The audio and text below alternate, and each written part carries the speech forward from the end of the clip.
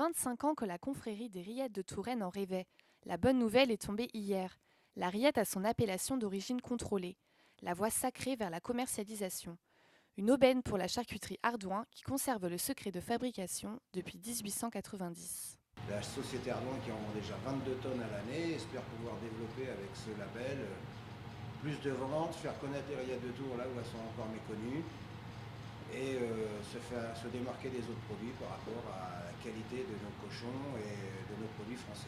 Désormais ici en Touraine, on a le droit d'être chauvin. Fini les complexes face à nos célèbres voisins du Mans. C'est une rillette qui est cuite à découvert, où on cherche à retirer l'humidité. Au contraire de la rillette du Mans, qui est cuite à couvert, et où il y a plus d'humidité à l'intérieur. La rillette de Tours est faite avec des morceaux nobles, en majeure partie. La rillette du Mans, ce n'est pas son cas. Hein. Et le pourcentage de gras est plus élevé dans la rillette du Mans que dans la rillette de Tours. Seulement 6 artisans charcutiers sont dépositaires de la recette en Indre-et-Loire, un produit de terroir qui pourra désormais être commercialisé en Europe. Aujourd'hui, on connaît la rillette de Tours en Touraine, bien sûr, on la connaît aussi sur les grandes métropoles, Lyon, Paris et autres grandes villes, mais demain, ça sera certainement en Belgique, en Allemagne, en Italie.